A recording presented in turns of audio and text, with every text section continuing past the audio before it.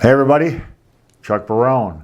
Thursday, April the 13th, 2023. Today, kind of one of the big days we've been waiting for this week. We got unemployment numbers, we got PPI numbers. Before, of course, we get into the show, though, I want to welcome everybody. Thank you guys for your support. You guys watching these videos every day keeps us going. We really appreciate you guys very, very much. Markets today, well, with these reports coming out, looks like good news for the Federal Reserve and the economy.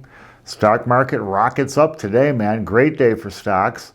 Dow up 383 points, breaking through 34,000 at 34,030. S&P ripping up 54 points. A nice day for the S&P at 4146. And the NASDAQ jumps 236 points today, 12,166. So both the Dow and the NASDAQ plowing through, serious, what's the right word, resistance numbers, those round numbers, 25s, 30s, 2,000, 5,000, whatever. They tend to work as support on the way down or resistance on the way up. NASDAQ and the Dow both breaking through resistance pretty easily today. Great day for the stock market. Actually, not a bad day for the economy. Now we got to see what comes tomorrow, but nonetheless, today a happy day to celebrate. The bond market today, a mixed bag in the bond market. Not much action. They're holding their breath now. They're going to wait to see banks tomorrow. The 10-year up 3 basis points at 3.45%. The 2-year essentially flat at 3.97%.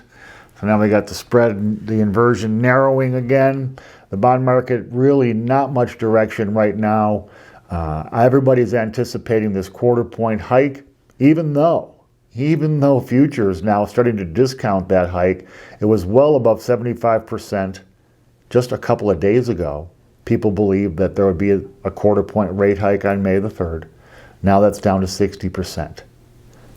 I still believe we're going to get that quarter point because even with core at 5, it's still not a great number. The Fed has kind of showed us and been saying it. They want to get that overnight rate over 5%. They're at 485 right now. If they add another 25 basis points May the 3rd, it'll put them at 5.10, right, the sweet spot right where they want to be. It'll get the interest rate higher than the inflation rate, which they have not been able to do. I think it would be a great sign for the markets that the Fed is still serious about fighting inflation. So I really believe that cut's going to come. But we'll see. A lot of data going to come between now and May the 3rd. The dollar today, on the good news on jobs and on the good news on the PPI, the dollar down today pretty strong again, about another half a point. 101.01 on the index, barely hanging on to 101. You guys will remember at its peak, the dollar was at 109 and change. So that's quite a come down for the dollar. And as a result, another great day for gold and silver, precious metals today. Gold jumps $25.30, $2,040 per ounce. Silver jumps 34 cents, $25.82. Great numbers, man. Very happy day for gold and silver. I'm telling you right now, you're going to see gold break the all-time high. I think it was $2,069 per ounce. Gonna break that. Silver, if it can hang and stay above 25 pretty consistently and keep climbing, I don't really think $30 silver is outside of the realm of imagination, at least. Metals looking strong, a lot of demand, not only from people, but businesses and central banks, governments, loading up on gold. Gold is a hot market right now. Oil today down, and I kind of was waiting for oil to kind of settle down. It's been a little jumpy. Down 94 cents a barrel today, $82.32 for a barrel of West Texas Intermediate. I think this price is really a little lofty for the demand we're seeing right now. We know China and India buying their oil off market from Russia, so I don't see the demand for OPEC oil. So I think oil might be continuing its way down a little bit. Bitcoin today, rally again, man. Bitcoin, I got to give props to Bitcoin, man. Holding its own for sure. up $565 today, breaking 30,000 again, 30,356. Now we need to see Bitcoin hold this 30,000 level. If it can do that and build, the sky's the limit for Bitcoin. We had a big day today on data. This is the news you guys need today. Big stuff coming up here today, guys. Okay, so the first piece of business, unemployment. Unemployment numbers, we get those once a week. And as we all know, we've talked about many, many, many times on this show how hot the market is for jobs right now. How that hot market is putting pressure on wages, driving wages higher. And we've explained again a million times on this show that those wage gains and that hot market for jobs was now that the Fed's got everything else under control in this economy, they needed to knock that hot jobs market down. Today's unemployment numbers shows they're getting there. Unemployment claims today jumping to 239,000. Economists had expected 232,000. California, Texas, New York, Pennsylvania, New Jersey, the big states with higher unemployment claims. Ohio had a pretty big reduction in their claims. So the big states, the big commerce states, New York, Jersey, PA, Texas, California, those are the ones where the layoffs are happening, guys. Probably something that probably will accelerate. We knew California and New York were going to get it with all those tech companies. Texas, I guess a lot of tech companies moving there. The layoffs are starting, guys. Let's see where this number goes.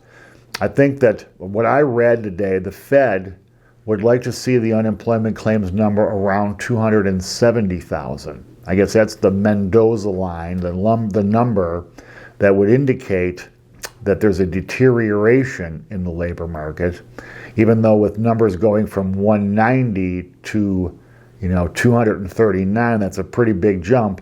Apparently not enough to really indicate that the labor market is deteriorating. I think that the Fed right now is certainly having its way, man. They wanted to drive employment down. They wanted to drive these unemployment numbers up. They wanted to take the pressure off those wages. Looks like they're going to have their way. And of course, who's this good news for, guys? Is it good news for us, working people? Not so much. Great news for the overlords of the government and the Fed, or corporate masters, because they, more than the Fed, corporations hate wage growth the most. They think everybody can live on $10 an hour, and that's what they want to pay. I think that these numbers show wage growth is slowing. Great news for our corporate overlords. Other big news today, we had the PPI index come. Now, I tell you guys, and I'll tell you again, PPI is always a good one for me to look at because it will give us an indication of what the future CPI will look like, right? Now, there's a little bit of an X factor this time around because corporations not behaving like they normally would, passing on their cost increase, but not padding their profits to the extent they have. Corporate profit margins are the highest they've been since the early 50s. So they're really taking advantage of this inflation thing to gouge the crap out of us. So there's your X factor on PPI-CPI relationship. But typically, the PPI going to give us an indication of where CPI is going. PPI today coming in 2.7%. Wow, great number. That's the smallest increase in PPI since January of 2021. Core PPI standing at 3.6, a little bit higher. We've seen a little bit of, over the past into at least February, we've seen gas prices coming down, food prices starting to come down. The core a little bit higher, okay, because the top line excludes food and energy. The core does not, the top line includes food and energy, so that's why it's down. The core does not. So the core rate a little more stubborn, but still a good number. Okay, last month on PPI, the top line number 4.9%. So that's a pretty big drop from 4.9 to 2.7, right? A big drop. And the core was sitting at 4.5. So from 4.5 down to 3.6 is another great reduction there, right? So these are big declines that you're going to, I believe that it's going to continue, CPI coming down, at least for the near term. These kind of PPI is an indicator, right? I still believe, however, we're going to get that 25 basis point rate increase on May the 3rd, even though inflation coming down. I think that the Fed is determined to knock this inflation number down. We're going to get that last quarter point increase, and then everything's going to go to what is the data telling us. Are the inflation numbers continuing to come down? Is there a spike somewhere? What's happening in the economy? What's happening with banks? You know, there's just so many different X factors that can come into this, right? Now, I was reading an interesting article. An economist was arguing that once the CPI number falls below 5%, that it ceases to be even an object of attention in the media and the finance world. So what do you guys think? If inflation's at 4, you think people will still talk about it like they have been for the last year and a half or so? Or you think it kind of gets now pushed to the background because it's not an emergency number like 5% or above would be? I don't know. You know, I think that if people are continuously seeing prices going up, especially on the necessaries, the basics of life, right? I still say it's going to be noticeable and people are going to complain about it. I just don't know if our friends in the media and the financial press, the normal press, and everybody that's been blowing the trumpet as loud as they have on inflation will keep up the good work there. Speaking of inflation, you know I'm a big football guy. You guys know I love my Bills and the NFL.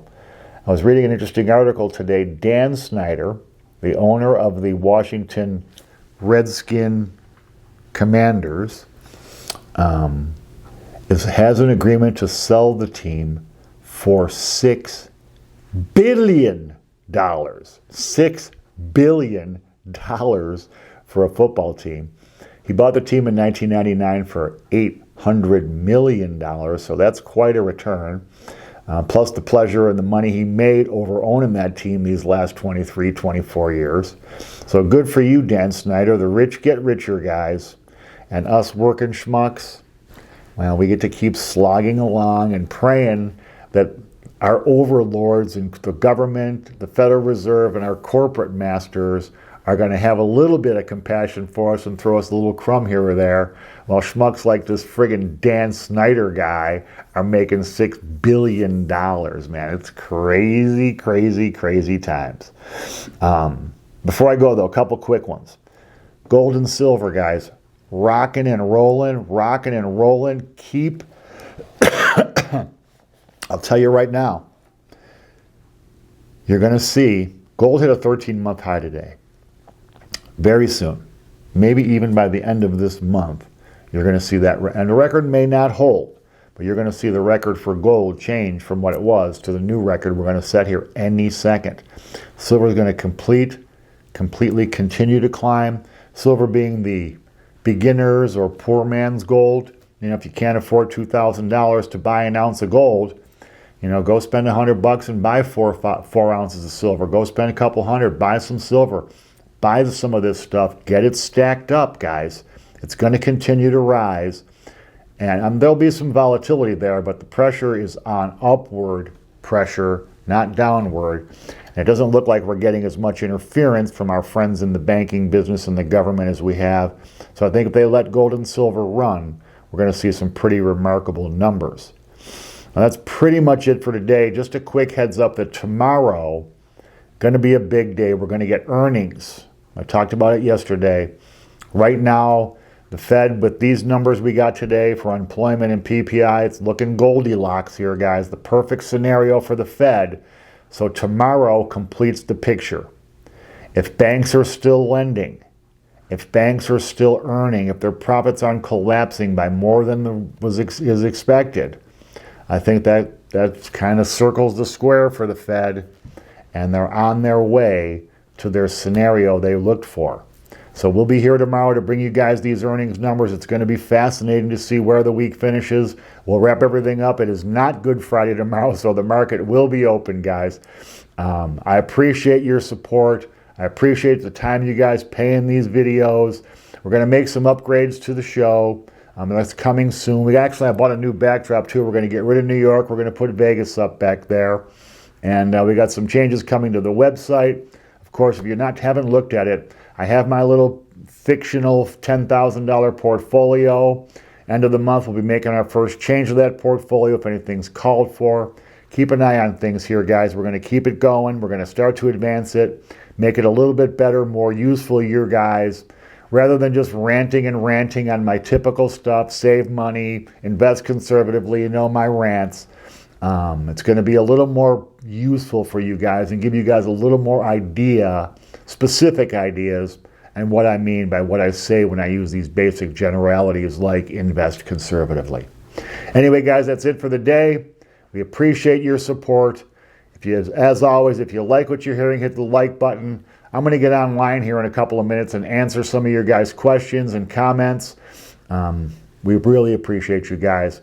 Back tomorrow to wrap up the week. Until then, guys, take care. Thanks.